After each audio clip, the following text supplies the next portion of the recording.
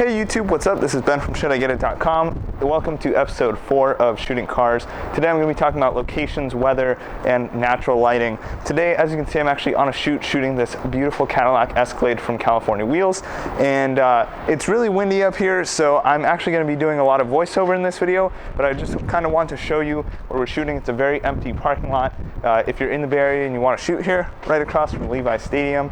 But pretty much I have this Escalade here, and I want to talk about how to find locations, how to utilize locations to the max. So as you can see here, I had this Escalade actually parked right here where I'm standing. There were 3 different angles that I could use, and also how to find places like this, things to bring like extra batteries, water bottles, food, go to the bathroom beforehand, that type of stuff. And then later in this video, towards the end, I'm going to show you in Photoshop how to get rid of these hideous parking lines and some of the light posts like the ones over there that you see. So let's get into Lightroom and voiceovers. You guys can probably hear it's pretty windy. There's a lot of planes that fly over, so let's hop into Lightroom. And also, quick note, if you are not in California, please leave a comment down below where you live, whether it be outside of the US or a state in the United States. I'm really curious. Daniel and Jem sent me DMs on Instagram. They're from Germany and the UK, so shout out to them. Thank you guys, it's awesome to know. So if you live outside of the United States or outside of California, drop a comment, send me a DM, I'm always curious to know. Now let's get to the sick photos of that thing right there. All right, so as you guys could see, I got a few different types of shots of this Escalade earlier today, and this is all on the same location within 2 levels of a parking structure. So you can see that I got this wide shot, I got these close-up wheel shots, then really close-up shots, and then I got an angle from the top down, a little bit of a commercial on the front, the full-on side photo that you guys saw earlier, this shot, and this. So you can see that this is let me open this up a little bit bigger. This is a full set of images, and so I want to tell you kind of how to find a location like this, how to shoot at a location, what you need to bring, and things to keep in mind, because sometimes when you're first starting out, you'll get to a location, you won't know what to do, you won't know what your best option is, sometimes you're limited on time, and sometimes you forget to bring things. So I actually made a PowerPoint for you guys with location tips. The link to this PowerPoint is in the description below. So if you want to download it and kind of have it as a checklist, that's great. I hope you utilize it. But first off, I want to tell you how I find spots. So first, I use Waze a lot, and it kind of reroutes me through random places depending on traffic. So sometimes you just have to take the long route, or take the wrong turn on purpose if you have time to kill, because you might end up finding a spot that you really like. Usually this is behind stores that I go to, or I'll take the longer way to a friend's house or work, and I'll try to find a cool place that I've never been to before, because sometimes it ends up that just 10-15 minutes away from your house or where you work, there's a cool spot to shoot at. So do that. Then utilize your network. Ask your friends to be on the lookout for you. Say if you ever think of a spot that might be cool to take pictures of your car or a mutual friend's car, send me a picture of that spot and let me know where it is so I know about that. So that's really helpful. Ask your friends if you're looking for a certain style of shot that you want in a location. Post on Facebook, see if maybe someone knows. Post it on your Snapchat story. Ask people to reply. Maybe you can find a spot that way. What I do a good amount of time, not always, but it's definitely helped me, is go through Instagram location tags for local areas, and then I see if there's something maybe in that area that I like, and then if I'm really curious if a car will fit in that spot, or if it's easy to get in, or if it's locked, I'll DM the person that posted it and say, hey, is there a driveway to get a car there? Are there a lot of park rangers? Is there a lot of people? Do you think I could shoot a car? And I'll talk to random people and figure out if I can shoot there, and then I'll utilize Google Maps to see what that location looks like, and then I'll Google it to see if they have certain hours that they're open, if it's like a park or a building or a parking garage, something like that. And then of course, Location Scout. Go out and just drive, spend an hour a month. That's really low, but spend an hour a month looking for cool spots, and take pictures of the spots that you really like and send them to yourself. You can get the GPS data out, or you can get the app called Map-A-Pic, which is what I use, and you can save spots with GPS and tag them. So I have like rooftop spots, industrial spots, urban spots, naturey spots, spots for trucks, spots for low cars, stuff like that. And you can put notes, which is really useful. So that is kind of how to find spots. I know there's quite a few details in there, but hopefully this helps you. Now, another thing is what makes a good spot. So right now I want to show you some pictures that I've taken of the same cars in different spots. So let me show you these photos right here.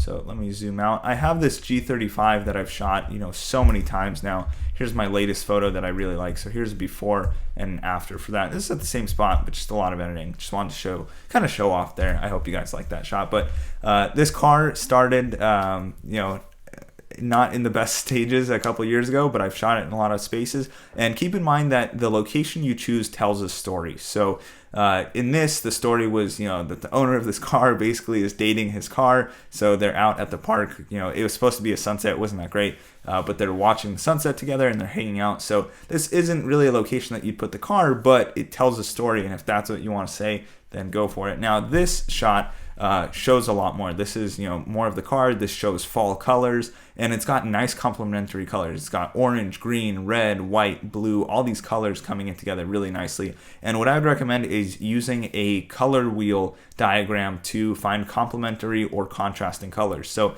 if you're shooting something that's, let's say red, then if you have a black background, that would be really cool. That's a nice contrast of colors. Or if you're shooting something that's orange, then having blue looks really nice, as you can see in this image. So that makes a huge difference in your shots. And you can see, like, here's this orange Huracan, and you have the nice blue sky. There's a nice contrast there. And then there's just these neutral, like, yellow and gray tones in the image that work really well. So use a color diagram to find backgrounds that will fit color-wise. If the car is black or white, look for the opposite, or look for gray. Like this Escalade, it's a white Escalade. I looked for something with more of an industrial look with gray neutral tones. That works really well. Now, another thing is you have to keep in mind that the environment of the location has to fit the car's character, right?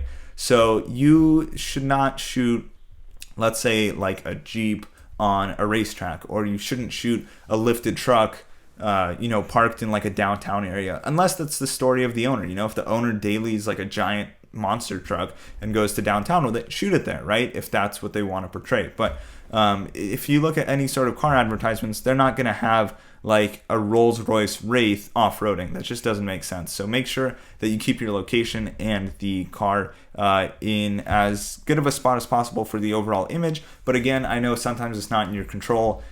So practice your techniques first, but keep this in mind for when you're finding locations. And thirdly, don't get arrested. This was a tip in a Facebook group that I'm in. Don't trespass, a crazy amount to get the shot. If you know that you might get in trouble, it's probably not worth the image, but you can always risk it and just know that's on you. But if you really don't know, you can call, like a non-emergency number, or see if there's a neighbor there and ask for permission, but it's not always worth the shot. So keep in mind, it's not worth getting arrested for a photo, and make sure that there's not a lot of other people in the spot. So as you can see, most of these spots that I shoot at are pretty deserted. They're like empty parking lots, or I go on weekdays. If you can go on a weekday, that usually helps a ton.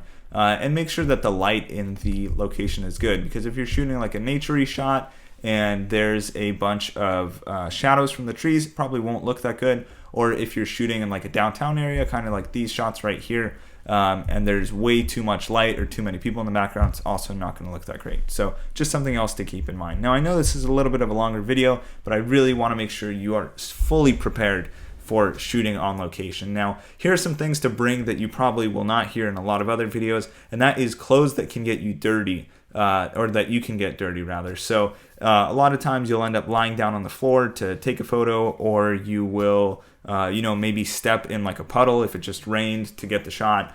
So be comfortable. Don't wear sweatpants, right? Depending on whose car you're shooting. If you're shooting your own, it doesn't matter what you wear really.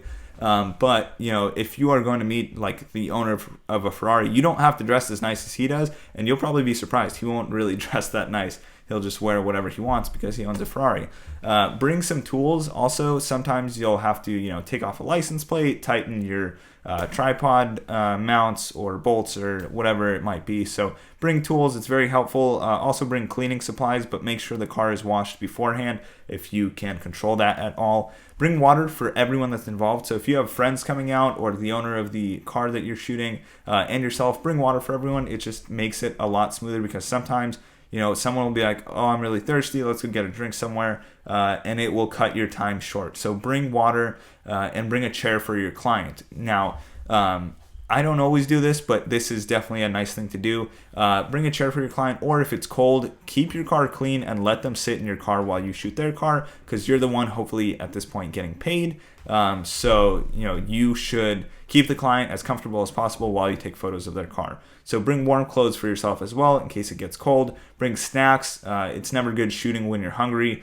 Bring your tripod, of course, and a polarizer. As you can see right here, the polarizer made such a huge difference in these Cadillac photos that if you weren't convinced from the first video, you should be convinced by now. It is such a huge difference in these files right here, and you'll see it in the sky up top. So let me show you. Here is an image right here with the polarizer, and here's the non-polarized. So same exact exposure settings, and you can see the amount of cloud definition that you got back, plus the whites look way pearlier on here, and it's just a huge difference. So make sure you bring a polarizer. Now let's talk about going to pee first. I always forget this, so I want to put this giant slide as a reminder. Go pee, use the bathroom. You do not want to get stuck at a location and not have a bathroom to go, especially if you're like shooting for a client and you have no idea if they're comfortable with you going to go pee in a random spot. So just go pee ahead of time and don't drink too much water. All right, at the location, study the light, see where it's going to go. So if you are at a location and it's midday going into the evening and you know that sunset's coming up, I would take the detail shots first, if you can do that, in a shadier area or on the shady side, and then wait until it becomes golden hour to shoot the photos of the whole car, because you don't want to waste good light. So if you can shoot smaller areas, like if you're just going to shoot the rims, shoot that at the beginning, park the car somewhere in the shade, and then shoot that, and then as it gets closer to golden hour, then move the car to the location where you want to shoot the entire vehicle, and that way you'll have better light. So plan out your shots ahead of time. Whatever car you're shooting, Google images of that car so you know what angles look good on it before you go shoot. Put those photos on your phone, take screenshots, send it to the client, or just keep them for yourself. But realize that there are a lot of good angles that you might not even think about that other photographers have probably shot, and you are more than welcome to take those same photos as them, of the car that you're shooting at this certain location. It'll be a different enough shot. The other thing is move the car and the camera around together and separately. So, sometimes you'll think, I shot every angle of this car here. I don't know what else to do. There's always another shot that you can get. Turn the car around, turn it, exactly opposite. Turn it so you're shooting the passenger side instead of the driver's side. Move the camera up and down, left, right, angle, lie down on the ground, get up really high, sit on a fence if you can, take the photo, angle down. There's a lot of things you can do, and keep in mind that movement is what's going to get you to have a complete set of images. And of course, shoot in RAW. So if you don't know the difference between shooting in RAW and JPEG, there's a couple great videos on YouTube, but basically, let me show you this photo. Let's say this is too bright, right? It is. It's a little bit brighter than I'd like. With a RAW file, I can bring the exposure down as if I took it at a much faster shutter speed, or I could bring it up here, and there's still detail, right? If I were to do this on a JPEG, it just wouldn't happen. It's kind of like the difference of trying to lighten when you're drawing with a pencil. You can just use an eraser and make it a little bit lighter, or with a pen. You can't really do anything with a pen. Shooting in JPEG is basically like shooting with a pen. It's just you can't do anything afterwards. You can't really adjust it. But with a pencil in RAW, it's really easy. So I know this is a long talk about locations, but I hope these tips really help you. And now we are going to move into Photoshop, and I'm going to teach you how to remove the parking lines or signs or anything, dirt on the car, whatever it might be, in Photoshop using content aware fill. So as you can see here, this is a full edit, but the first part was getting rid of these parking guidelines right here on this side. I don't mind them as much on the other side, but it just makes it a lot cleaner down here. And then I got rid of this shadow as well. So I'm going to show you, starting off really simply, how we're going to do it with this file. So you can see the 4C letters right here towards the back. I want to get rid of that. I just want to make it the same color. And then this exit sign I want to get rid of as well. So what we're going to do is control click and go to edit in Photoshop CC. So we'll hit that and it should open the file. I'm going to edit the original file because I do have this as a PSD. You'll probably have a RAW or JPEG. You can just open it up and content aware fill is super helpful. It is ridiculously quick how fast you can get rid of things, and I recommend doing this on a new layer or duplicating your background layer and cleaning it up. So let's say I just want to clean up this 4C area. What I'm going to do is create a new layer. So right down here, new layer. And don't worry about all these layers. This is just kind of the edit. If you're curious, this is what it looked like before. So here's the image. And then I played with the colors a little bit and the contrast and a lot of curves. But we'll get into that in a couple weeks. So create a new layer.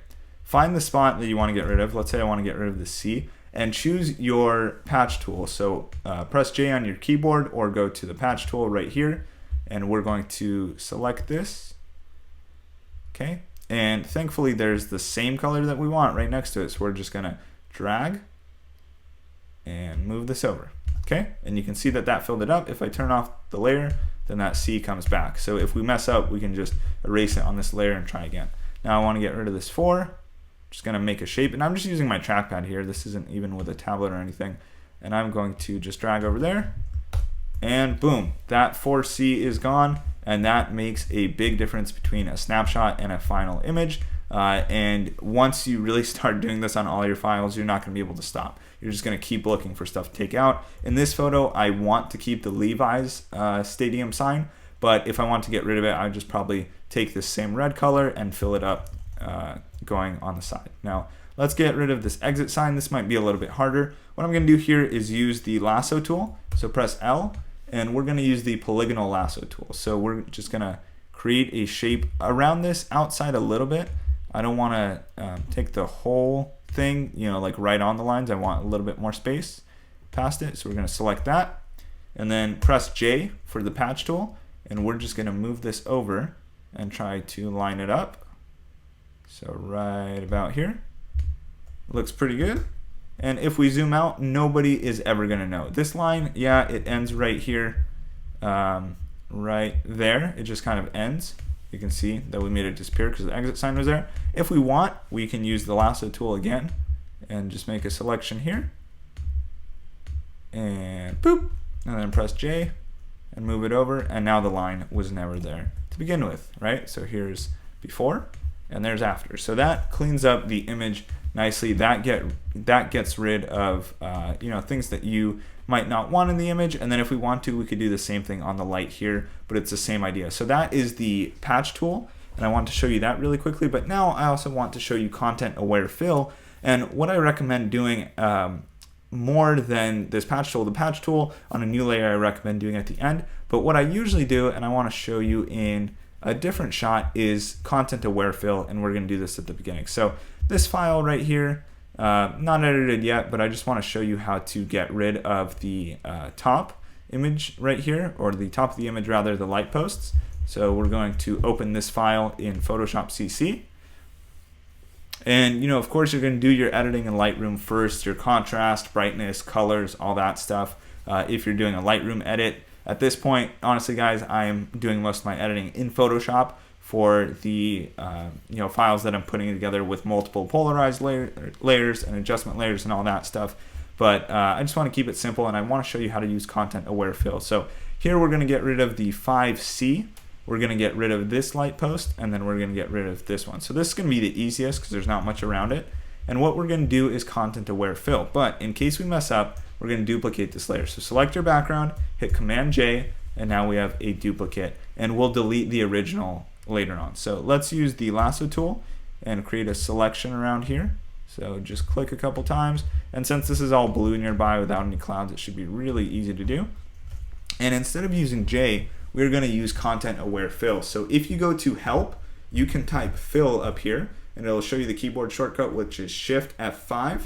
So I'm going to hit that and then hit content aware fill, and it should just get rid of it like that. That's it. It's literally that easy for a lot of things.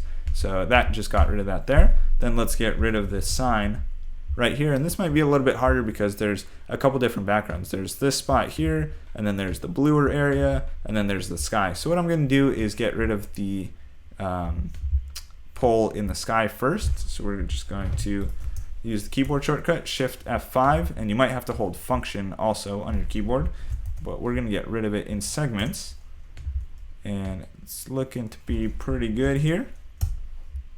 And now we'll use the Polygonal Lasso tool and get rid of it. So there's the selection and done. It's not the cleanest thing, but no one's gonna notice from here. And keep in mind that most people are gonna see these photos about yay big on their phone on Instagram. So I'm not saying the details don't matter, but if you're just doing a quick edit and getting started, you can get away with this. What I would do here is actually use a couple more content aware fills to get rid of it, or we can start using J.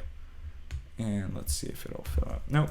So here's how we're gonna get rid of it. We're going to use the spot healing brush. I wasn't gonna teach you this now, but it'll probably help you. So spot healing, basically you select the area. I just use the pen tool. And then you're going to hit S for clone stamp, rather, that's what it's called. Hold Alt or Option on your keyboard and select a color or area that you want to fill it with. And then we're going to start brushing. And what's happening, you can see it's just pulling from, see where that little crosshair shows up? That's where it's pulling the color from. And now it looks much cleaner. So that's good there. So we got rid of that, and now we're going to get rid of the 5C on the poster or on the sign, whatever you want to call it. And we're going to use the lasso tool for this. So let's create a basic selection here. Okay. And let's see if content aware fill can get rid of it. It might be tough because the car hood is in there, but we're going to give it a try. And it did a decent job, not the best. So now we could use the clone stamp tool and just select this brown color and kind of paint over it. And you can see that if I go here, it's not going to paint anything, which is why we made that selection. So there it is. And we're good. Now there is a little bit of overlap right here on the car hood. So what we can do is actually just start erasing from this layer because we have the original layer of the car hood underneath, and we'll be good. That's why we created a duplicate. So we're going to just take a small brush here and start erasing. Come on.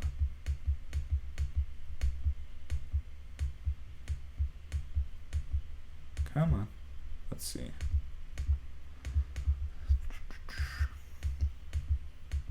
Okay, and you can see that it's off the hood now, but we do have a little bit of white here. So again, we're going to select on this layer, do the clone stamp, and just fill it in right there.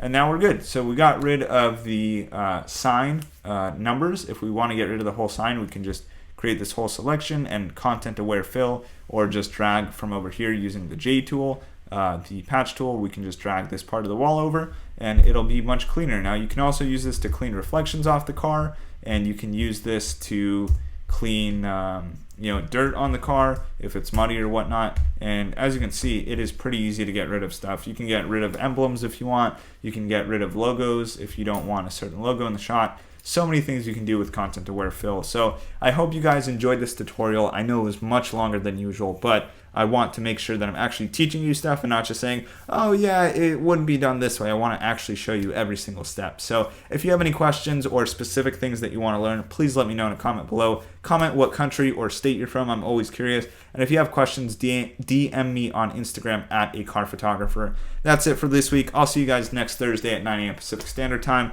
We are going to be learning about how to take rolling shots. And if not that, then it'll be how to clone a car. It depends on the weather in California. It's been flooding lately. And I hope you guys enjoyed. See you next week, 9 a.m. Pacific Standard Time. Have a great one. Go out and shoot some cars. Peace.